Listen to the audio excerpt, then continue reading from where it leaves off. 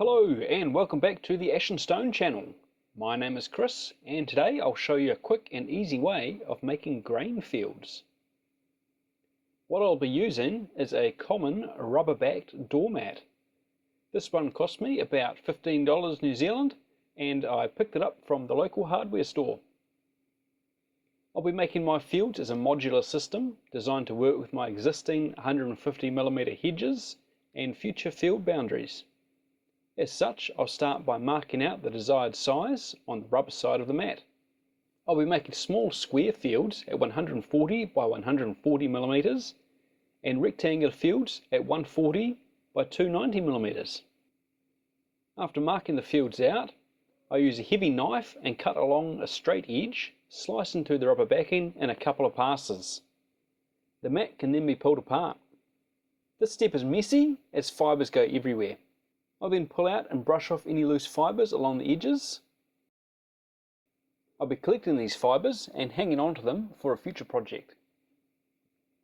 Next up, I grab some paint that matches my standard soil colour, in this case something like Games Workshop's bleached bone or Vallejo Iraqi sand, and I paint the black rubber edges.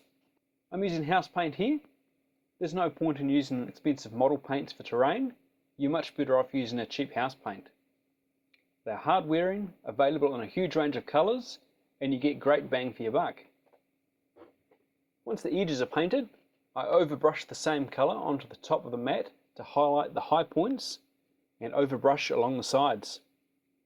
Overbrushing is a technique similar to dry brushing, but instead of wiping off almost all of the paint, you leave a lot more on the brush.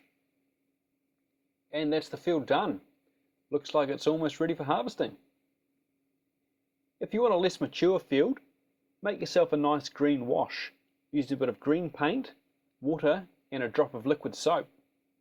I'm aiming for a fairly bright olive colour. Then you simply brush this onto the field. This step is messy, so make sure you have some newspaper down. I'm aiming for a roughly even coverage and making sure to hit the sides of the field as well. Then leave it to dry. Once dry, I decide there isn't enough colour yet, so I put on another coat of green wash onto the field and leave it to dry upside down so that gravity pulls that wash to the top of the field. Once the second coat is dry, I give the field an overbrush of light green to add some highlights and we're done. It's an old technique, but it gives you an effective result. You can mount these to MDF or plastic bases with built-in field boundaries if that's your preferred solution. But as I said earlier, I'll be using modular field boundaries, but I'll cover that in another video. Thanks for sticking around. I hope you found this interesting, and we shall see you next time. Cheers.